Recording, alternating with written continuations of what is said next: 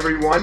I want to welcome you to the next session focusing on vegan materials, a workshop given by Stephanie Downs of the Material Innovation Initiative. As always, please ask your questions in the questions tab to your right, and Stephanie will try to get to as many of them as possible. Also, a reminder, feel free to screenshot any sessions that you enjoy and share them on social media so we can enjoy them from your perspective as well. Stephanie, the floor is yours. Great. And Noah, can you see my slides okay, or you need me to load them again? Looks great. They're all good? Awesome. Great. Well, it's a pleasure to join you all today. Exciting to see such a great turnout for people who are looking at either getting into this space from an entrepreneur standpoint or scientific side or as investors. So I know you guys are talking a lot about food, which is a big topic in the veg space. But I'm going to tell you guys a little bit about material innovation and what's happening right now, both what we're seeing in innovations and why people are getting into this part of the industry, and also where we could use more innovation. So real quickly about me before I go into too much detail. 1 second. So my background is actually mainly in entrepreneurship. So I started my first company in 1999, and that was an internet marketing company that I ended up selling in 2014. And then a couple years later, I started a company called Good Dot with the backing of New Crop Capital and a lot of encouragement, sparking the idea with Bruce Friedrich over at the Good Food Institute. And Good Dot is a plant-based meat company in India that did shelf-stable products for the Indian market. And along the way, over the years, I've also done on the side consulting for various animal rights groups, in particular PETA, doing corporate outreach for them, where we would work with different corporate companies, everything from automotive companies to fashion brands, and even food suppliers, just out talking to people about alternatives in the animal alternative space. And so I learned a lot through doing that. I started doing that in 2007. And I learned a lot through doing that about how if we could create products for companies and consumers that made it easier for them to transition, the power of that. If we could make it very simple for people to do the right thing. And I sold my ownership of Good Dot at the end of 2018. And then teamed up with a lady named Nicole Rawling last year, and we founded an organization called the Material Innovation Initiative. And if you've heard of the Good Food Institute, which I'm sure you all have, then you know what MII does, because we really modeled our program off of the work that the Good Food Institute has done, because I saw really the power of GFI in bringing together entrepreneurs and even actively looking for entrepreneurs, which they did in my case. They really were the kind of the spark of the idea that eventually became Good Dot. And that is bringing us all together along with the scientists and universities and investors. We really saw the benefit of that. So material innovation initiatives programs are very, very similar, because we see a real challenge in the material space where there's an enormous amount of demand from fashion brands for more innovative materials that could replace animals, but there's not enough going on in the space. And I'll tell you a little bit about that. So our mission is to accelerate innovation of sustainable alternatives to animal materials. And this is extremely important, the word sustainable, because there are various animal alternatives that are out there currently, but they're not meeting the demands of industry. And I'll talk about that a little bit more later, because just developing an alternative is not going to necessarily move the needle, or it definitely won't unless it's also sustainable. And I'll go into that in more detail. But to talk a little bit about when we say materials, what we mean is we're breaking this into 6 categories. So you have leather, fur, wool, silk, down, and exotic skins. These are the primary ways that animals are used for their materials. So it's fibers such as yarns and feathers and the skins that are used in primarily 3 different industries, and that's fashion and automotive and home goods. And so in the fashion industry, we see all 6 of the materials used. In automotive, of course, it's primarily leather, and also wool is often used in some of the carpetings and stuff. But yeah, a lot of people don't know that it can actually take the hides of 8 cows to make one automotive interior. So that they're a big consumer in the leather industry. And then home goods, we see a variety of the materials used also, but primarily it's the down and silk that we're seeing a lot of there. And then leather, some on couches, but definitely down and silk are very, very heavily used. And, we're just seeing tremendous demand. This is, if I were to talk about the differences between what we're seeing in the material space versus what I saw in the food space, and for what both Nicole and I experienced in the food space, is that the industry demand here is unbelievable. And these are just some of the companies that we've talked to recently.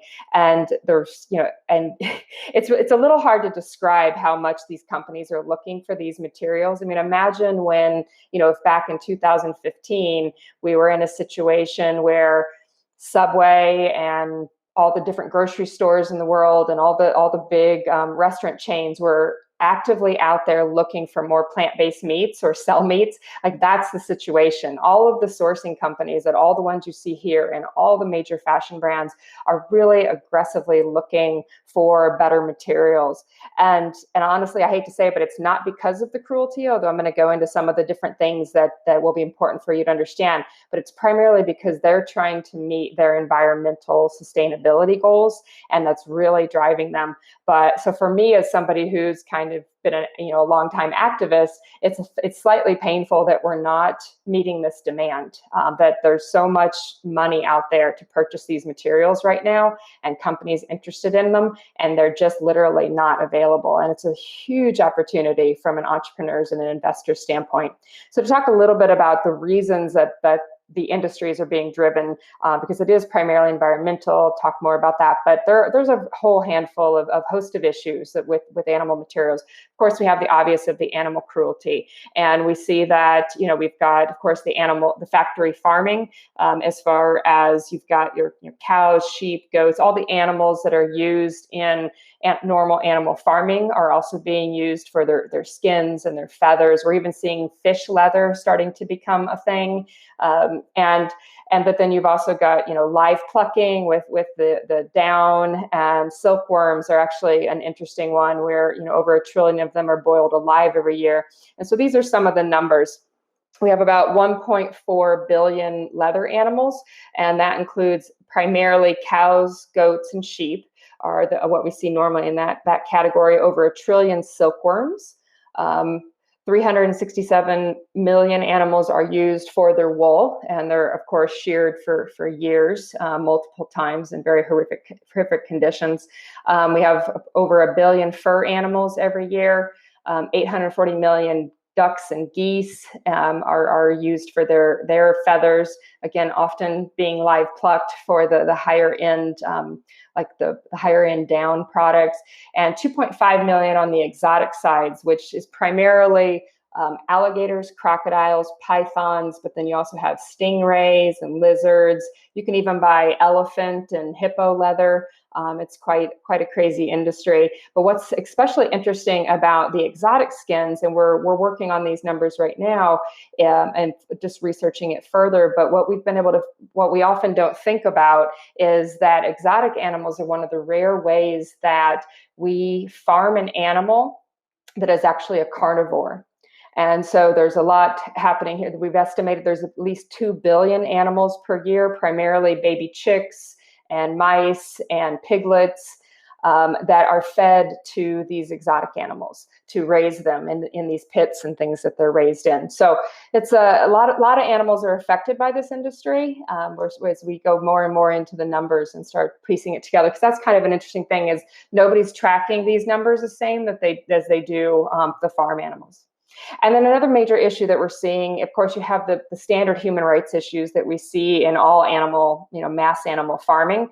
But when you start looking into materials, you start getting one of the biggest is the tannery industry. It's estimated that over 50% of people who work or live around tanneries have major health issues, whether it's cancer or skin diseases. So we see, and then also just the conditions for the workers. Of course, these are normally, most tanneries are in Bangladesh or India or different countries where there's very not wonderful labor laws. And then again, when you start getting into the exotics, we see situations where the people have to crawl down into the crocodile pits to collect the animals, or excuse me, collect the eggs and the animals. They have to check their skins every week to see if they've gotten into any fights or have somehow scratched themselves. So there's a lot of really crazy human rights violations that are also going on, which is a major challenge for the industry, that they're very concerned about. And then the one I talked about earlier is the environmental damage. It's actually estimated that the fashion industry, at least, almost 70% of their environmental footprint comes from the raw materials that they use, which is probably, again, the biggest driving factor of why they're looking for more innovative materials, because they're under so much pressure from governments and consumers, frankly, to lower that they're looking for materials that they can use that are less wasteful. And in general, just trying to improve their whole sustainability overall. But the raw materials are what really drives their numbers up. So they're looking for more innovations there. And actually, if you look at the top five most damaging materials, 4 of the top 5 and most environmentally damaging materials are animal materials. And even things you wouldn't think of, like silk, is the number 1 most environmentally damaging material, primarily because of all the water usage. So the silkworms, when they're raised, they eat mulberry leaves, and mulberry leaves to grow on trees are extremely water intensive. So there's just different processes like that you don't think about, but they have a huge downstream effect. And then, of course, you have things like with tanneries, the toxic chemicals, which in many of these countries end up in the waterways and so on. So there's just a variety of different issues that they're facing, that they're trying to get under control. And also just extremely archaic systems, which I think, to me as an entrepreneur, is one of the most exciting areas, from the standpoint that most of these industries that we're talking about, these 6 different categories of materials, have seen very little technology innovation for decades, if not 100 years. There's so many different things that they're doing now, they've been doing for so long, and it's just really, we talk a lot that it's kind of become a little trite, primed for disruption, but these areas are really primed for disruption. Like what you're seeing here is just part, just kind of a high level of just the tanning process alone. And again, you're looking at 2 years to grow a cow, year and a half to 2 years to grow a cow. Then you have to take it through all the different tanning steps. And then they're also seeing these products being shipped to multiple different locations for the processing. So it's a real problem for the fashion and automotive industries. And another thing, if you look into things like exotics, we're looking at some major issues with even illegal poaching and smuggling. So they're facing a lot of challenges that these companies are trying to make not issues for them anymore. But when we start to look at the alternatives that are currently available, because as all of you, who I'm guessing most people on this call are veg or vegan, you probably know that there's synthetic leathers out there, and bamboo wool or bamboo silk and different types of products out there. You hear about the silk grown in the lab.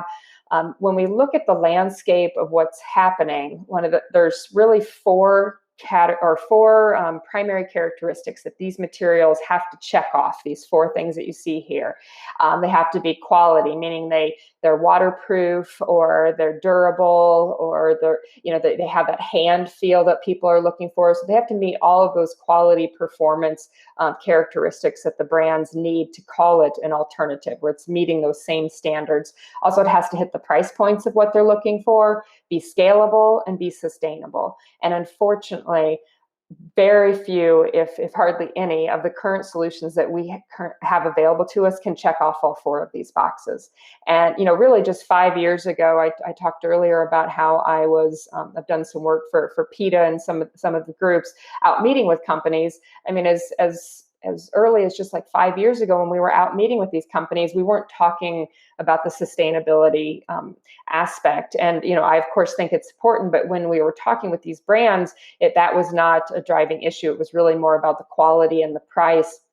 But now sustainability has become so important. So when you think about the products that you probably own, which might be a synthetic leather bag, it's just not going, the industry has really turned against products that are primarily made of fossil fuel or plastic type solutions. So that's the real challenge that we're seeing. And when and each of them kind of tends to fall into a different category. So for example, if we're talking about wool, we don't even have anything that can possibly meet the quality. But then, and then we look at what we have going on with, let's say, spider silks and stuff, super amazing quality, and sustainable, but not the price and the ability to scale it is not there. So that's the biggest challenge, is that for them to really start converting on a mass scale and getting beyond doing these, little pilot runs where they're doing something in some of their flagship stores in a small quantity and doing press releases about it. If we really want to start getting to, to mass acceptance of these products, we have to be bringing products to market that check all 4 of these boxes off. And so I'm going to take you guys through some of the landscapes of what we're seeing. So again, we break it down into the 6 categories that I talked about earlier. So I'm going to talk you through some of what we're seeing going on in the industry and where we're seeing some of the most innovation and where there's some real white spaces. And all these things that are on that I'm putting up on the screen here today are on our website. So if you go to our website, materialinnovation.org, and go under resources, we have all of these landscapes. And also with most of these vendors, we have individual profiles, which is something we're working through, where we're actually working with each of these vendors and creating sections on our website about their materials. So those are rolling out every month. So I'm going to start with leather, because that's definitely where we're seeing the most innovation happening. And first, I'm going to take you guys to the bottom of the screen here, because with most of these different materials, we're seeing a variety of different manufacturing techniques happening. So as you know, in the food space, it tends for the most part to be broken into 2 very clear categories. You have plant-based and you have cultivated or lab-grown, those 2 types of technologies that we're seeing. Whereas in materials, we're seeing some more categories, because we're really kind of breaking it down to how are they manufactured. And quite honestly, in some situations, we're even seeing like a blend where maybe, they might, for example, be using mycelium, but then taking it through a mechanical chemical. So let me take you through these 4 categories. So mechanical chemical is a little bit like it sounds. Some people might be, for example, taking fruit, different types, let's say, apple, byproducts from the apple juice industry or byproducts from the wine industry, and maybe taking those products and blending, like grinding them up or, pureeing them, and then drying them, doing some different type of a mechanical technique. And then some people are also using chemical technology, where they might be actually taking a raw material and then changing some of the chemical makeup to make that product bind. So that's one category. And then we've got mycelial growth. I'm sure most of you have heard about mushroom leather that's coming out. Actually, a really great announcement just came out this last week for Bolt Threads. They're doing a partnership with Lululemon and Adidas and Stella McCartney.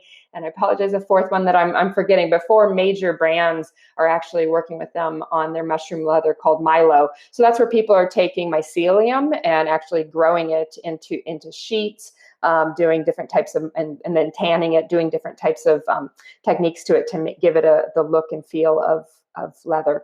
And then we have different types of fermentation and cultivation. So this is where it gets a little confusing here, but you can actually, for example, Pool is one on the bottom here. They are taking waste, they're based in India, and they're taking waste mainly from like events in India where they wear flowers, where they have different, a lot of times any type of festival in India, you're going to have a lot of flower waste. And so because they wear them, like almost like leis on their necks or hang them on things. And they can take that and then they're actually fermenting that and growing a material on the top that they can then turn into a leather-like substance. So in Malai is using coconut water waste. And so we're seeing a lot of that there, where they're doing some type of fermentation technique, and then cultivation side is more think of it like cultured meat, where they're actually using bioreactors, or they're maybe growing sheets of collagen, of actual animal collagen. So I hope I'm not going too deep in for you guys. And then Modern Meadow and Providence are doing more precision fermentation. And that's a little bit of a combination of the two. It's a lot to go into on this call. But I think the main point here to be thinking about is, there's various different techniques that can be used. And I'm sure there's even more that haven't been invented yet. But definitely in the leather space, we're seeing the most heating up there as far as innovations of people using cork. They're using cactus leather. So we're seeing all kinds of cool things going on. Definitely the most going on in the leather space, but still a ton of opportunity there. And we've also been starting to see a lot of big investment. For example, natural fiber welding just got $4 million from Ralph Lauren. So we're seeing a lot of the big brands even getting behind them. Lots of amazing things going on, but still, a lot of these companies are continue to face problems with scaling and such. So there's so much opportunity. And then now to the next one that I think we're quite honestly, I would say from a quality standpoint, we are seeing the most innovation is in the down alternatives. And here, we've got various companies primarily using some type of a recycled, like a recycled plastic is where we're seeing probably the most innovation, in turning that into some type of a down alternative. So if you went to, let's say, a Bed Bath & Beyond or something, you would probably see, if you could get a synthetic down, more than likely that's going to be a plastic-based down. But a lot of these companies are working on creating, using more sustainable materials, even if it's a recycled plastic. And then, And then we have ones like Buffy. They're using a eucalyptus, waste products from the eucalyptus tree or eucalyptus plants. So, it's definitely, again, seeing more innovation. Grotto Zero is doing some things with mushrooms. So seeing some cool things here, primarily mechanical, chemical. We've not seen anybody yet using any fermentation or any type of lab-grown cultivation on the downside. And I should clarify real quick, down tends to be the primary type of feather used. It's the softest and fluffiest. It tends to come from the underbelly of the animals. Of course, animal feathers are used here and there, but not near. Down is definitely the largest category of the types of feathers that are used. And then another category is silk alternatives. And here we're really just seeing mechanical, chemical, and also some things around fermentation. This, of course, is where Bolt Threads got their start. Was working on the spider silk, and which the micro silk as they call it, and they're continuing to do that. And then we've got a handful of other companies that are also doing, precision fermentation, or things where they're growing the actual spider silk in the lab. And then we also have some companies that are doing more plant-based, that are using mechanical and chemical techniques. Orange Fiber is an especially interesting one. They've been backed some by H&M, where they are using the byproducts of the orange juice industry, like the orange peels, and then they're breaking that down and spinning that into a fiber that has a very silk-like texture. And I should mention real quick, you guys, on a side note, and if anybody's really interested in going deeper into this, of course, you can always contact us at MII. But there's a lot. What's interesting about materials is that there's a lot going on inside the material that you can't see as the average, as just a consumer, or, as we just look at these from our perspectives when you're not a designer or something. So, silk is one of those where it might, to us, something might have that hand feel or whatever, but silk also has a lot of strength properties, different things that they really rely on from a quality standpoint. So even when we look at some things like a bamboo fiber or different things, they might, for example, some silk and wool and some of these different materials, they provide properties that go way beyond just the visual and the hand feel. Things like maybe not wrinkling easily or not shrinking in the dryer. Or maybe, like, for example, wool is a great one. It actually wicks moisture away from the body. It has a natural cooling and heating mechanism built into it. So, a lot of these you might think on the surface, hey, this feels great, or this material, hey, I have an idea. This could be a total silk replacement. But you have to actually go much deeper than just what we visually see or what it might feel like in your hands. Especially if you're going to get into some of the higher end designers where they really need to create materials that are going to perform, or if you're getting into things like performance materials with a Patagonia or a North Face, where they have to provide certain quality. So onto that leads me into the wool. So we see a variety of companies coming in here. Again, mainly mechanical, chemical. We haven't seen anything come out yet that's using fermentation or growing in a lab. So that there's some discussion out there, but nothing that's in the market yet. Faborg is an interesting one. One of my favorites. They're doing something interesting where they actually have found a waste product, a waste plant-based product. It's a weed in India called the Calotropis plant, and they can actually pull the fibers out of the inside of it. And this is all publicly available on their website. I'm not disclosing anything confidential. They can pull those fibers out and then blend that with things like organic cotton to create something that has the hand feel of a wool alternative. Katie in New York is doing a cashmere, which is very soft, a soy cashmere. So it's made out of soy materials that they're making. It has a very soft hand feel. I love their material. So lots of cool things going on here. EcoSimple's using recycled plastic to make a wool that has more of a kind of a scratchy, like what you might use in a suit, like in a men's suit coat or in a winter coat. And again, wool's a very interesting one from the standpoint that sometimes you might have your merino wool, which is very soft and used in sweaters and such, and then you're going to have your what's woven materials, which are used in your suits and your coats, and that tends to be a different. So there's lots of complexities. That's something I thought food was complicated till I got into materials, and there's so much complexity around what's going on behind these materials. But for those who can break into it and figure it out, tons of interesting things and opportunity. And then fur alternatives, again, I'm sure you guys know there's probably 100 different companies at least in China and places that are making faux furs. And again, I, as an animal person, love those and want to see more of those in the marketplace. But the industry is really wanting to get away from the faux furs that are made out of the plastics that are poly, using polyester yarns, poly yarns. So they're wanting to get more into eco yarns. So House of Fluff is working on 100% biodegradable fur that they're going to, they are a brand, but they're also wholesaling their material, and they're working on 100% plant-based fur. And then also Koba, which is produced by a company called EcoPel, has one, I believe it's, don't quote me, I want to say it's like 30 or 50% eco-based or biodegradable material. And that's another thing. Again, you would not see it in the food space where you've got half tofu and or half plastic something and half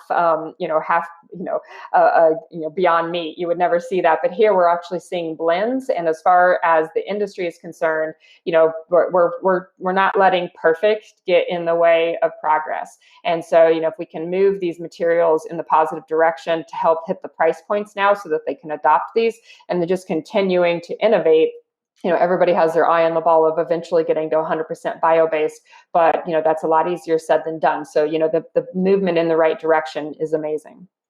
And then exotic skins is the last category, and unfortunately a complete void. Again, if you were to go to a Gap or maybe even a Ralph Lauren, different companies, you're going to maybe be able to get, or boots, if you go to DSW, you could get various different types of shoes that have an exotic skin look that are vegan, but 99.9% chance that is a plastic-based solution where they've maybe stamped the pattern onto, a synthetic leather to give it that crocodile or alligator look.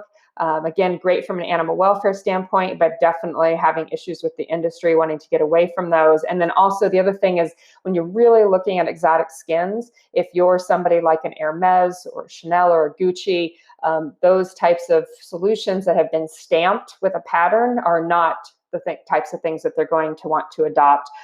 Those that are trying to maybe get away from it a little bit are doing where they're taking bovine leather, cow leather, and they're stamping it with a pattern.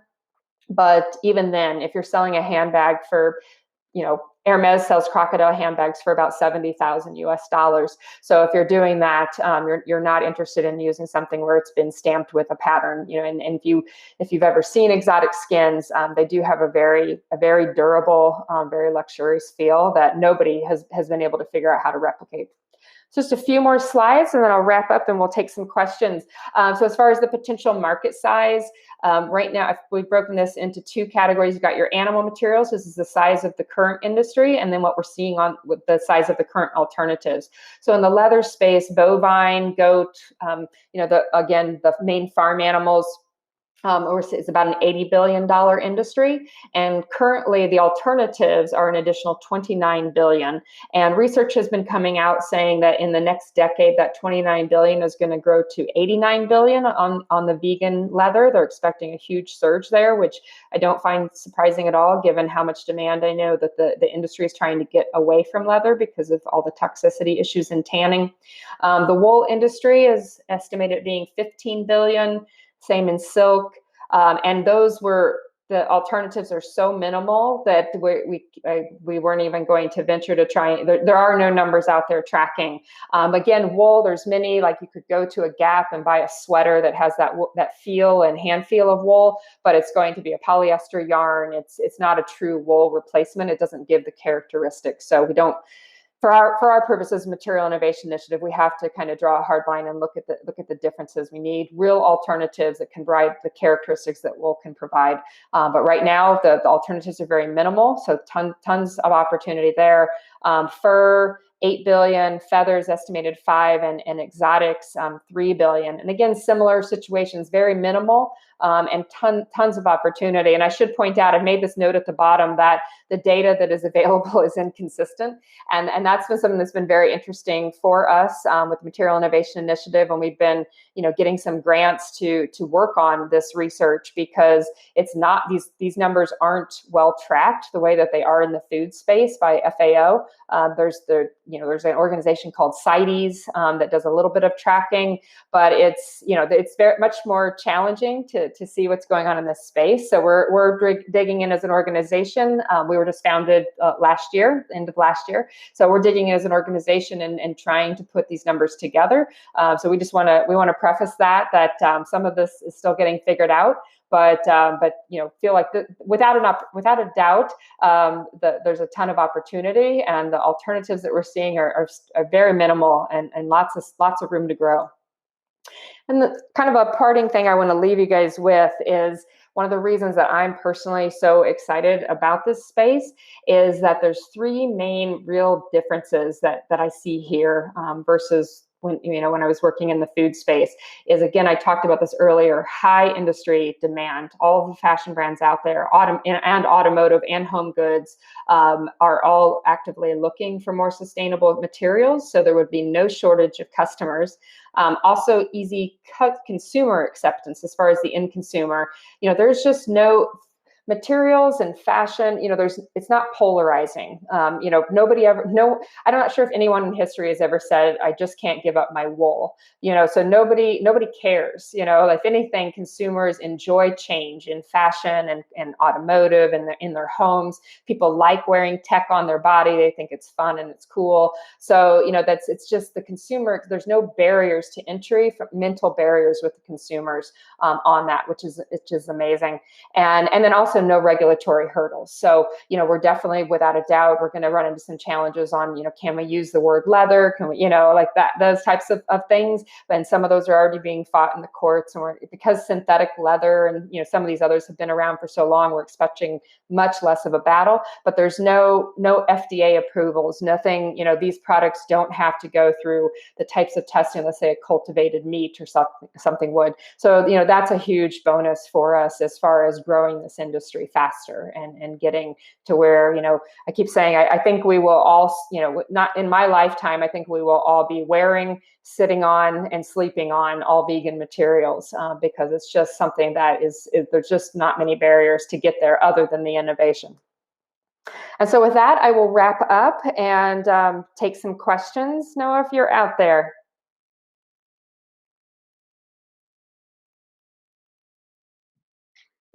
Yes, thank you for that incredible presentation, Stephanie. No problem. I'm Right. gonna Questions stop for you. my screen share if that's okay. Sure. Great. So the first question comes from Risha. As the leading expert in vegan interior design, I have problems sourcing these materials for use in my designs. Without a large influence to affect furniture manufacturers, etc., how does one get access to these products? Well, I think, oh, so sorry. So yeah, so that's currently a big challenge that we see because, I was talking about the scaling, with a lot of these companies, especially the newer innovations, when in our discussions with them, they're quite bombarded with inquiries of people wanting them to send swatches, wanting to do orders. And, um, if you've been on that side, if you've been in the entrepreneur space, you really, you've got to scale, you've got to, you're dealing with a lot of challenges. So you also have to focus getting materials and samples to the customers that are going to possibly bring you the most bang for your time, so to speak. So I mean, it's really just a matter of just sticking in and contacting them and building those relationships with them. Also, like on Material Innovation site or signing up for our newsletter, we're talking about new innovators that are coming out. So I don't have a great answer for you. I mean, that's the biggest challenge is we need more innovation and we need more materials and scaling. But as far as you sourcing them, I mean, you're contacting any of the vendors that we've talked about. But as far as them being able to get you more product, that's a challenge that everyone's trying to work on. Thank you. Let's go to John. How long do you expect until the market adapts fully to sustainable material usage? I don't know. That's a tough one. I feel like for sure before the end of my life. I mean, we're going to see so much change in the next 10 years. I mean, there's been some reports that have actually come out. Oh gosh, was it Rethink X? I'm trying to remember, but something that 90% of leather, that's used would be an alternative by 2027 or 2030.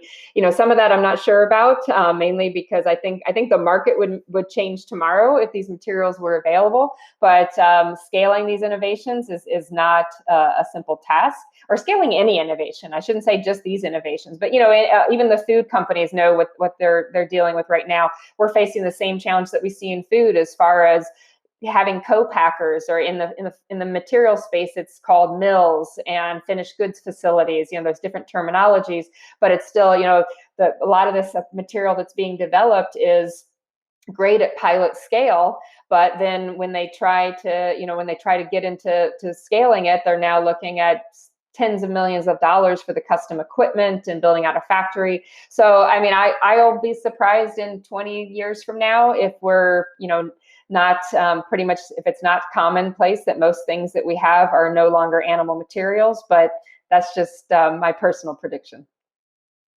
Next question is from Suraj. What are your favorite alternatives to leather? In his Mm. experience, it never lasts very long. It never lasts very long. Yeah, it's interesting.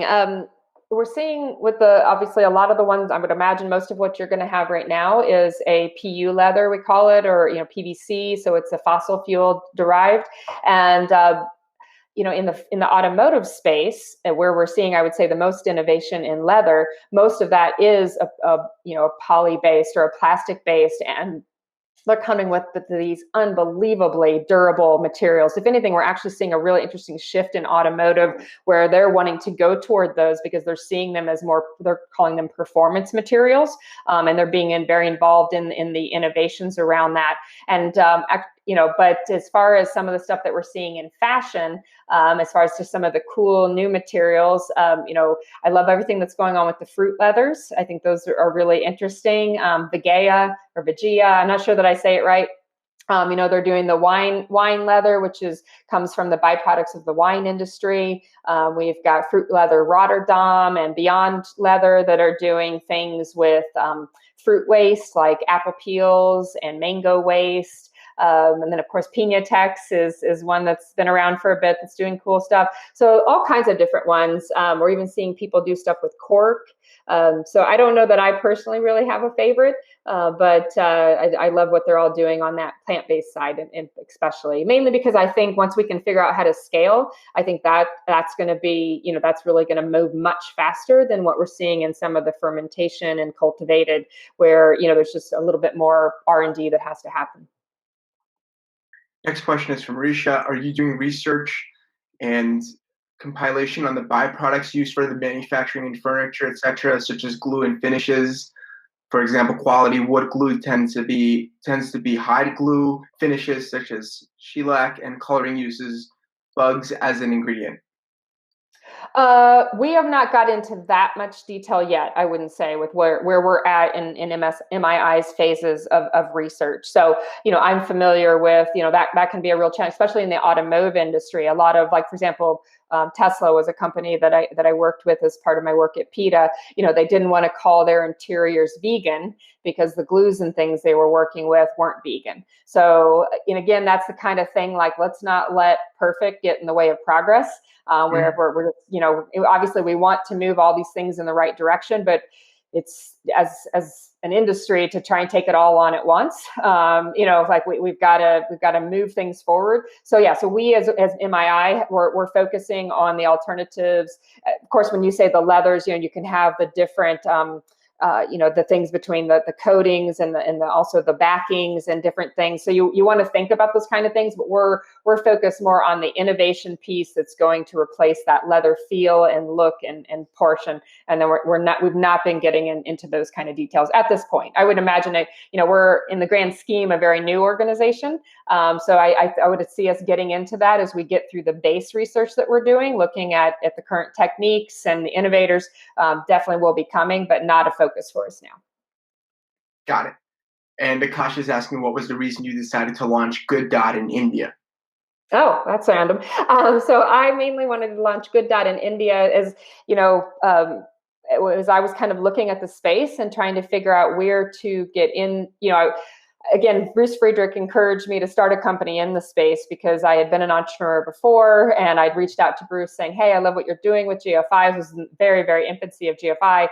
How could I help? And he's like, "Actually, we'd love for you to start a company." And so that was kind of how it got started. And so for me, I didn't, I wasn't a lot of people, I think, who, at least back in the day, who were getting into the space, they kind of stumbled across something. Maybe they did something in the kitchen for themselves, or that kind. I can't cook to save my life, so that was definitely not my path.